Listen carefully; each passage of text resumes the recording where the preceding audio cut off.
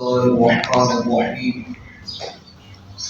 الحمد لله رب العالمين والصلاة والسلام على خاتم النبيين وعلى آله وأصحابه أجمعين أما بعد فأعوذ بالله من الشيطان الرجيم بسم الله الرحمن الرحيم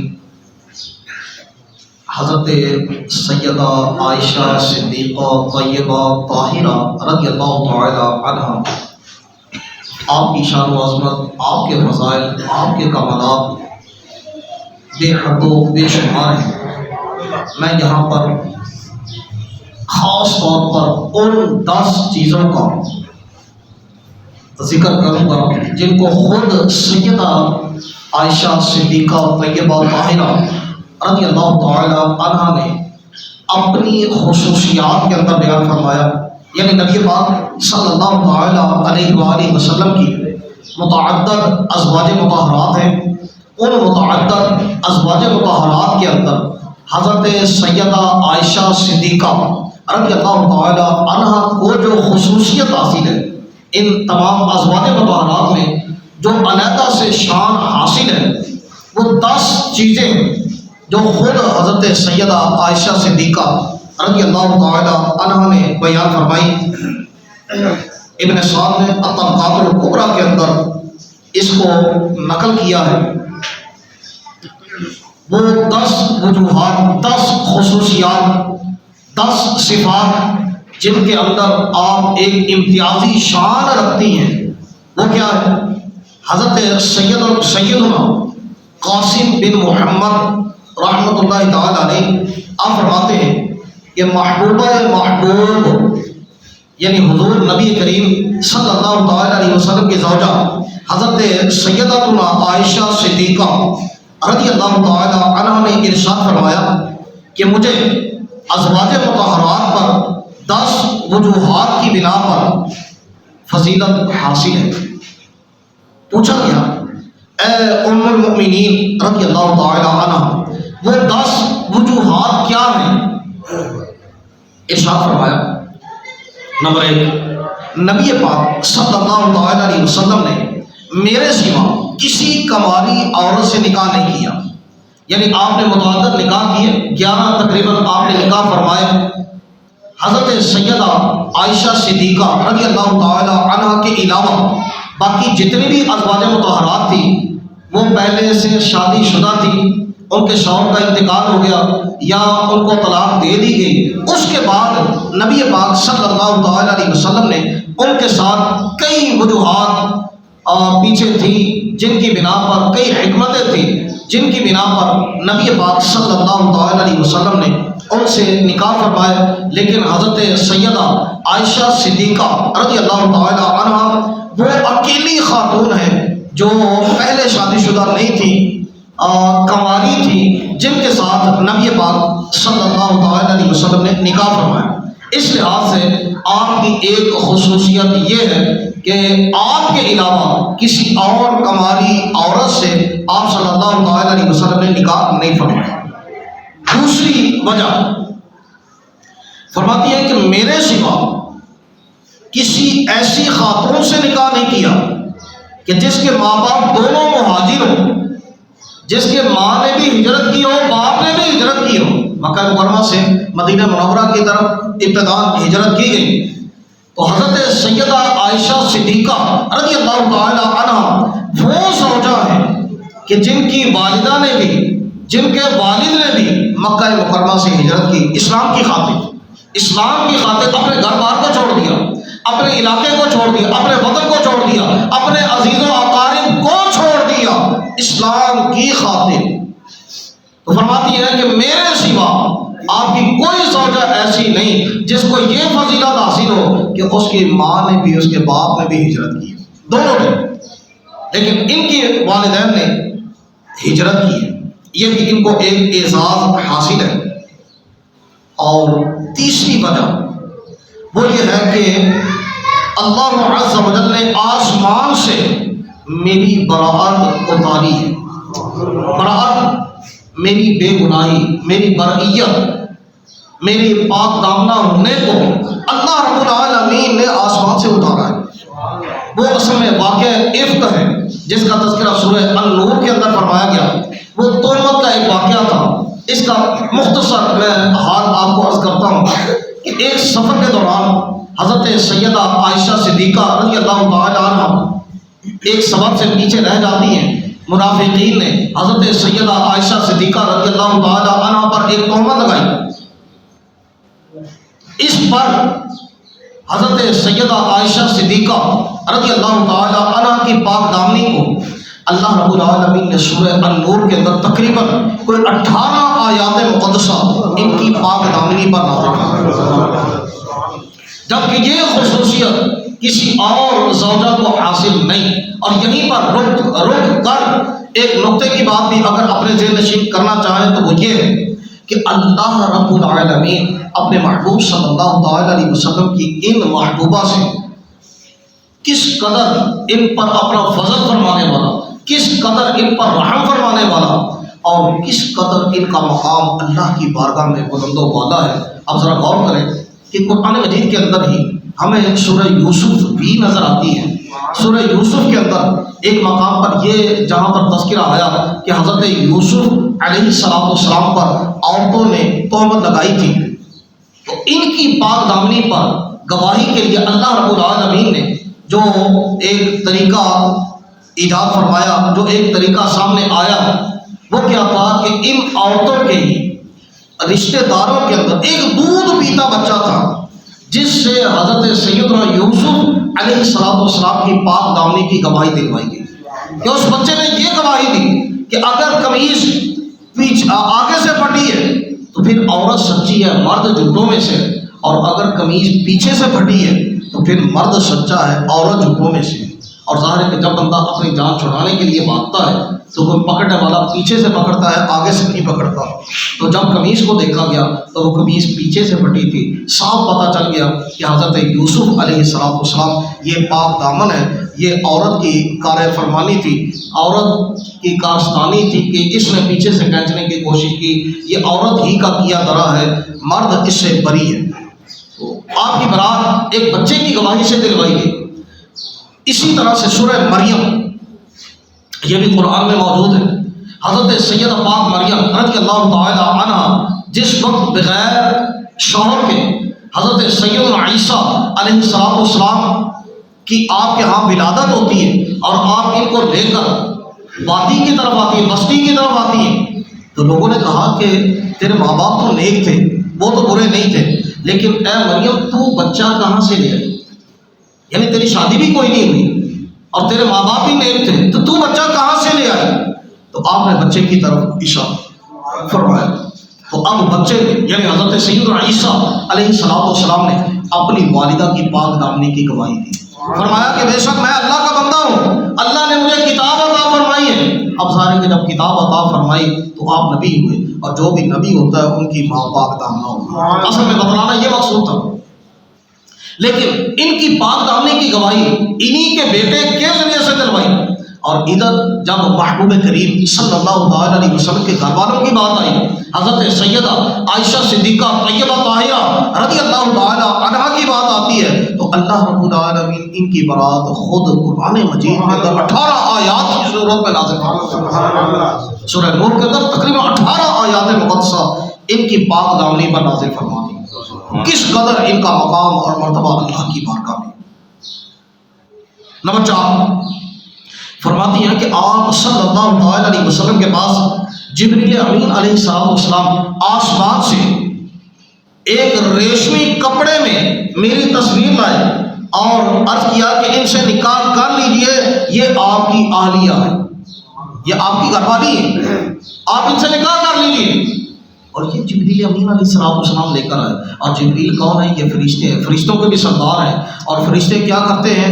یفعلون ما یؤمرون، یہ وہی کرتے ہیں جس کا انہیں حکم دیا جاتا ہے، جس کا انہیں حکم دیا جاتا ہے۔ اور حکم دینے والا کون؟ وہ اللہ رب العالمین، فرشتوں کو حکم دینے والا اللہ رب العالمین۔ گویا کہ اللہ رب العالمین کی طرف سے جبریل امین علیہ السلام کو حکم ہوا کہ نبی پاک صلی اللہ تعالی علیہ وسلم کے پاس جائیں اور انہیں جا کر کہیں کہ عائشہ سے نکاح کر لیں، یہ آپ کی اہلیہ، یہ آپ کی اہلیہ۔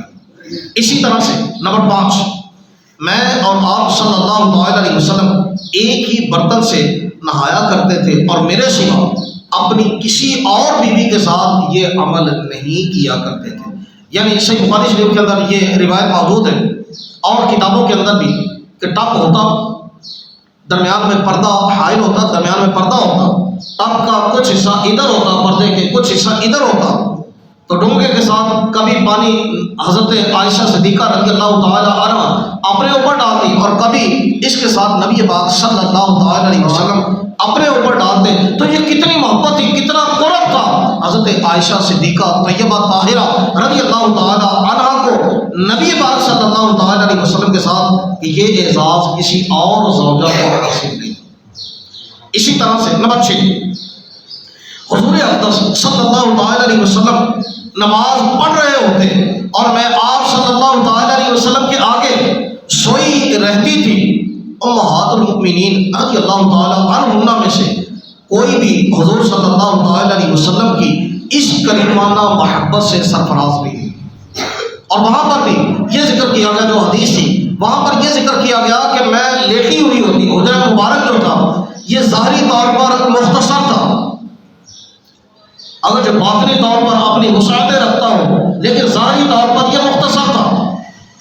تو اب یوں سمجھے کہ آگے حضرت سیدہ عائشہ صدیقہ رضی اللہ تعالی عنہ لیٹی ہوتی، نبی پاک صلی اللہ تعالی علیہ وسلم رات کو تہجد کی نماز پڑھتے تو یہ آگے لیٹی ہوتی، تو جب سجدہ کرنے کی باری آتی تو ان کو ہاتھ کے ساتھ حرکت دیتے تو یہ اپنے پاؤں کو سمیٹ لیتی تھی، پھر نبی پاک صلی اللہ تعالی علیہ وسلم سجدہ فرماتا. یعنی اتنا مختصر حجرا،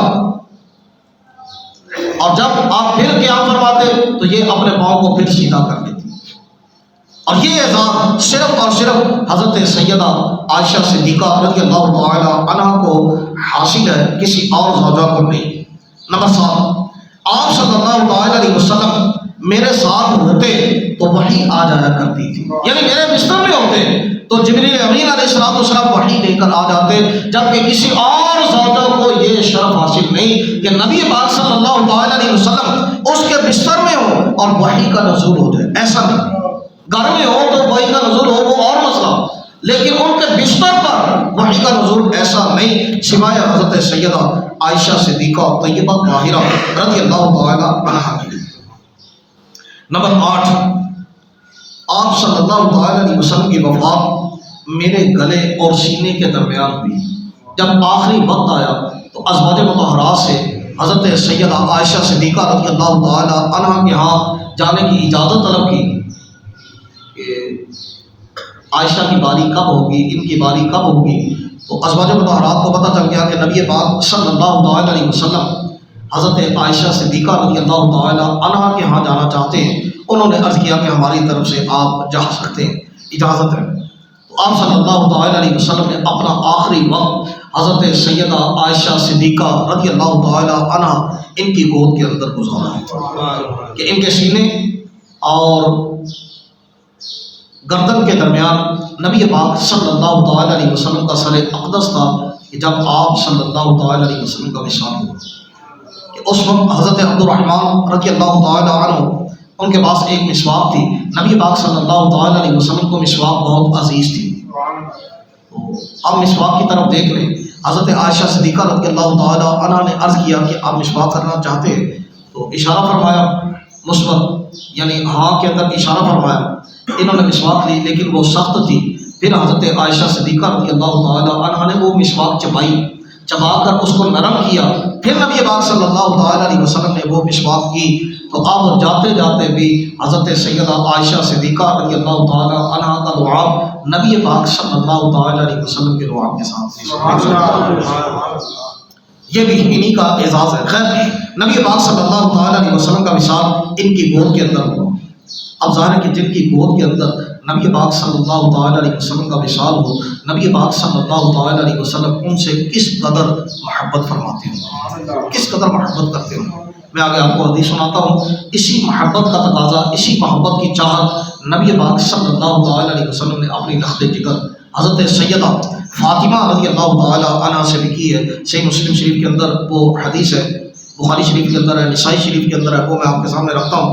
نمبر 9، آپ صلی اللہ تعالی علیہ وسلم اس رات فوت ہوئے، آپ کا وصال ہوا، جس میں آپ صلی اللہ تعالی علیہ وسلم میرے پاس تشریف لائے۔ اور نمبر 10، آپ صلی اللہ تعالی علیہ وسلم میرے حجرے میں دفن ہوئے۔ یعنی اور ازواج مطہرات کے حجرے تھے، لیکن یہ سعادت حضرت سیدہ عائشہ صدیقہ طیبہ طاہرہ رضی اللہ تعالی عنہا کو حاصل ہے کہ ان کے حجرے میں نبی پاک صلی اللہ تعالی علیہ وسلم کی تدفین فرمائی۔ آج روضہ انور نبی پاک صلی اللہ تعالی علیہ وسلم کی تربت انور، آپ کی قبر مبارک حجرہ عائشہ صدیقہ طیبہ طاہرہ رضی اللہ تعالی عنہا کے اندر۔ اور آخری حدیث اس درس کی، جس کو امام بخاری نے، امام مسلم نے، امام نسائی نے روایت کیا۔ امام بخاری رحمۃ اللہ تعالی علیہ نے بخاری شریف حدیث کا نمبر ہے 2571، نسائی شریف 3954 اور 3955، اور مسلم شریف 6240 نمبر حدیث ہے۔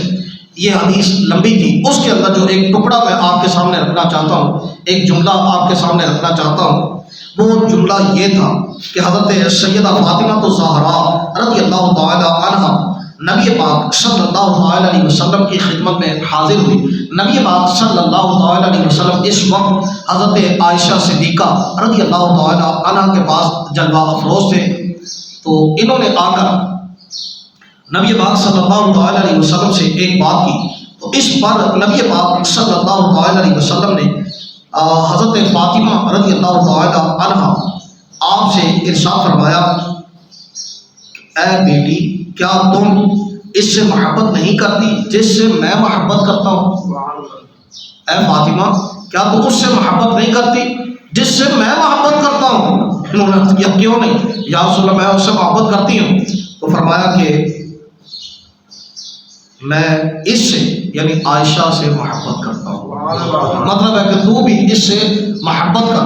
اب ذرا غور کیجیے کہ نبی پاک صلی اللہ تعالی علیہ وسلم حضرت عائشہ صدیقہ رضی اللہ تعالی عنہا سے محبت کرتے ہیں، اور یہی محبت نبی پاک صلی اللہ تعالی علیہ وسلم نے اپنی لخت جگر حضرت سیدہ کائنات سیدہ فاطمہ رضی اللہ تعالی عنہا سے چاہی، اور انہوں نے بھی اقرار کیا کہ ہاں میں ان سے محبت کرتی ہوں۔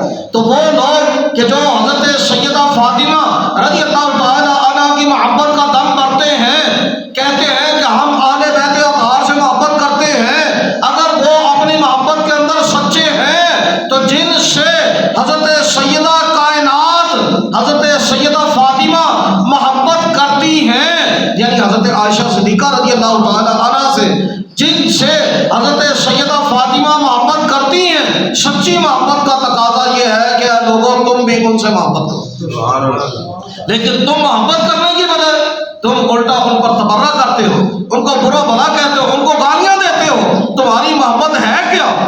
اگر تم اہل بیت کی محبت میں سچے ہوتے تو جس طرح سیدہ کائنات حضرت عائشہ سے محبت کرتی ہیں، حضرت عائشہ سیدہ کائنات سے محبت کرتی ہیں، اگر تمہارے دلوں میں سچی محبت ہوتی تو تم ان ازواج مطہرات بالخصوص حضرت عائشہ صدیقہ رضی اللہ تعالی عنہا سے محبت کرتے۔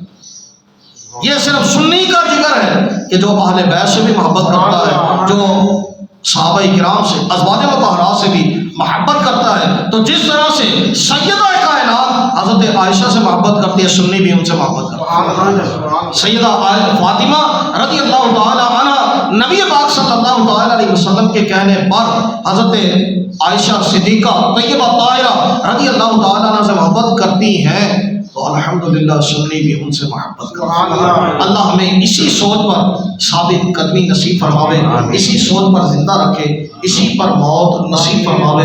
وآخر دعواہم الحمدللہ رب العالمین۔